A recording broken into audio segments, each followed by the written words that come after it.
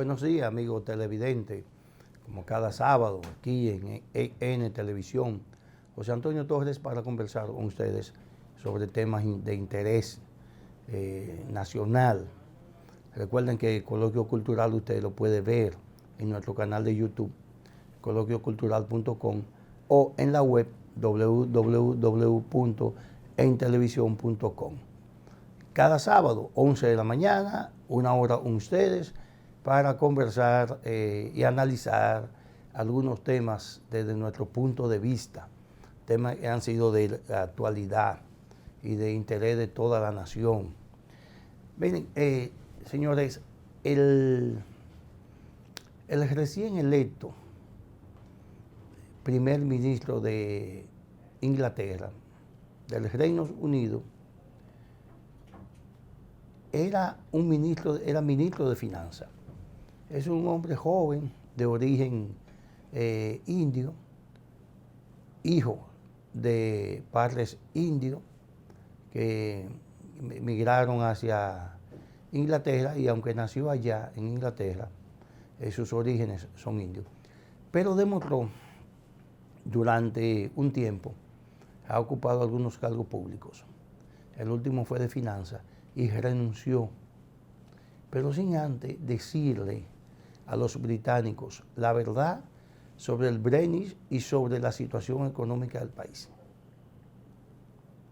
Ese hecho de haber dicho la verdad en un momento de crisis, él luego lo catapulta como un líder político de magnitud tal que el Parlamento lo escogió como primer ministro de esa gran nación. ¿Y por qué nosotros comenzamos hablando de este tema? Bueno, sencillamente porque aquí, en nuestro país, y queríamos trasladar ese escenario al escenario de República Dominicana. Aquí los funcionarios son muy dados a no decir toda la verdad. En algunos casos a mentir y en otros casos a decir verdades a medias. El presidente Abinader, que conoce de eso,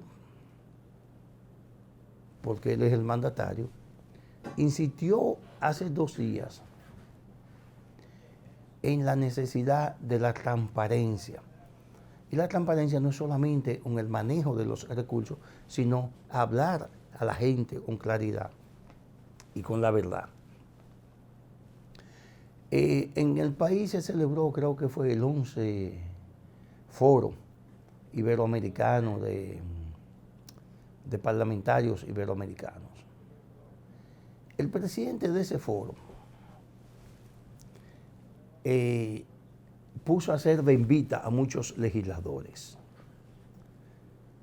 porque le sacó a relucir, no sé si él pensaba que estaba en otro escenario, cuál es el nivel de credibilidad, o sea, cómo la gente percibe al legislador dominicano. Lo percibe como gente que no trabaja, como vagos que se dividen una parte importante del presupuesto general de la nación y que no lo devuelven con trabajo transparente y diáfano. Y el presidente de ese foro insistía en la palabra transparencia. El presidente Abinader insiste en la palabra transparencia. Y repito, perdón, la transparencia no es solamente cuidar el dinero del Estado, es también hablarle a la gente con claridad y con la verdad. Entonces, eso hace el sistema político dominicano no se haya fortalecido lo suficiente. Porque aquí todo se quiere politizar y a todo se le quiere sacar capital político. Y los partidos de oposición y el partido de gobierno hacen lo mismo. Y cuando uno está arriba, el otro está abajo, hacen lo mismo. no estamos actuando con transparencia ante la sociedad. Miren, señores, aquí cuando se inició el proceso de vacunación de la COVID, quisieron politizarlo y lo satanizaron los miembros de la oposición. Y lo comenzó el presidente Danilo Medina y no nada de lo que hacían estaba bien. Luego Abinader asume el poder en el 2020, en medio ya de cuando la pandemia realmente se había convertido en una epidemia. Y tiene que seguir los mismos planes, la misma estrategia, el mismo protocolo de vacunación que había implementado el gobierno anterior. Entonces, ahí la situación cambió. Lo que era malo ayer hoy es bueno y necesario. Y algo similar pudiera darse, y creo, ya por los ruidos, con el 10º Censo Nacional de Población y Viviendas. Una iniciativa del gobierno que debió haberse hecho hace como 10 años.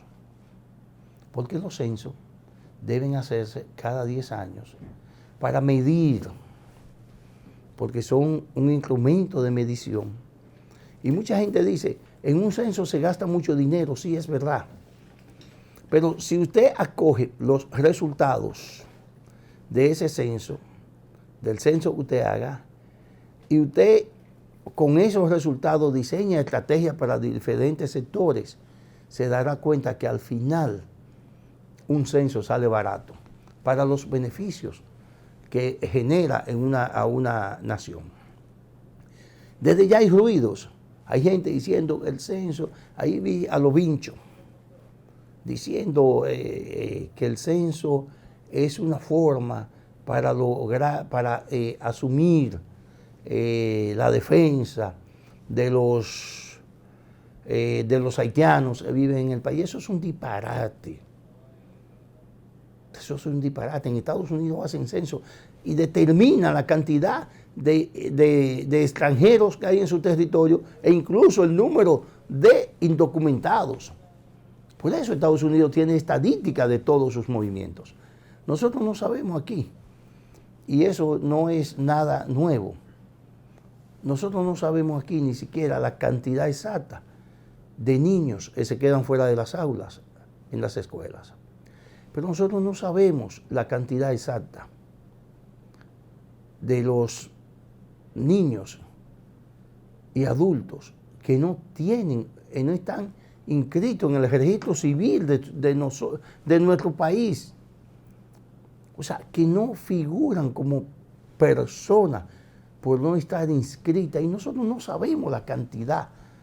La Junta, en la gestión de Roberto Rosario, habló de unos 400,000. Y todos los presidentes de ahí en adelante han estado trabajando en eso, en adecuar, en actualizar el registro civil. Entonces, un censo es una herramienta de trabajo que contribuye al desarrollo de los países. Y aquí hay gente político que están torpedeando el censo, que pretenden desacreditarlo antes de que se realice. Pero fíjense, no lo hacen por ingenuidad. No, lo hacen buscando cómo sacarle capital político a una situación en la que ellos mismos se van a beneficiar. Porque ¿cómo un partido hace un plan, una propuesta de gobierno, un programa de gobierno, si usted no maneja las informaciones que tiene el censo? Si usted no sabe cuántos adolescentes hay, cuántos adultos hay, cuántos van a la escuela, cuántos tienen empleo. O sea, es una herramienta de trabajo para diseñar políticas de desarrollo.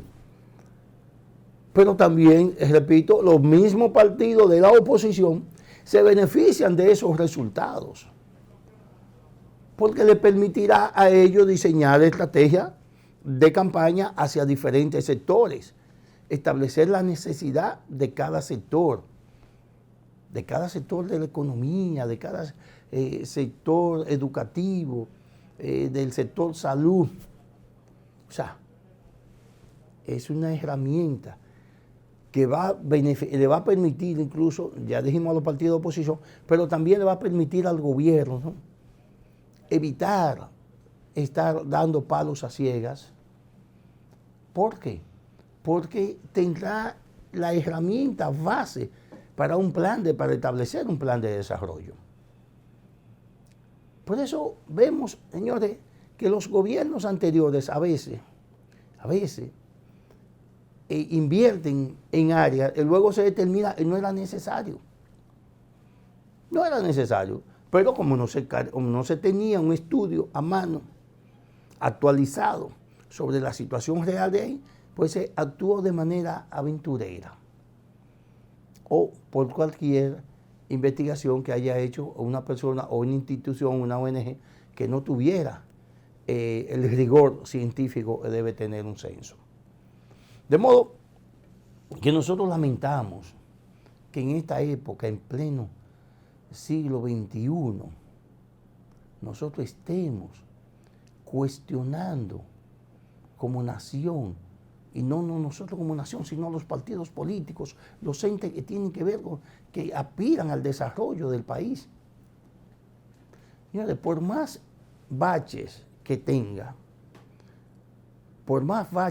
un censo, los resultados se pueden usar para política de desarrollo. No importa los baches que tenga, pero necesitamos estadística actualizada. Yo no recuerdo cuándo se hizo el último censo aquí, pero el hecho de que nosotros tenemos más de 500 años de historia y apenas tenemos 10 censos, te dice que se tarda mucho tiempo entre uno y otro.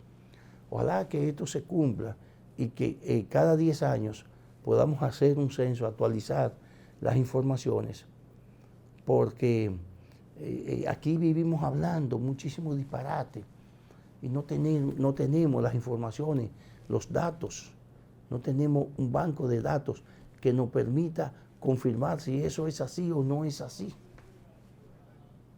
Eso es un problema. Eso es un problema que ha contribuido al estancamiento de nosotros como sociedad. De modo que ojalá reflexionen esos sectores. Y si usted no quiere colaborar, pues no colabore. Pero por favor, permita que eso se haga sin la menor cantidad de ruido para que podamos tener resultados que nos ayuden en el futuro a tener una sociedad mejor. Vamos a una pausa, señor director, y en breve estamos de nuevo aquí.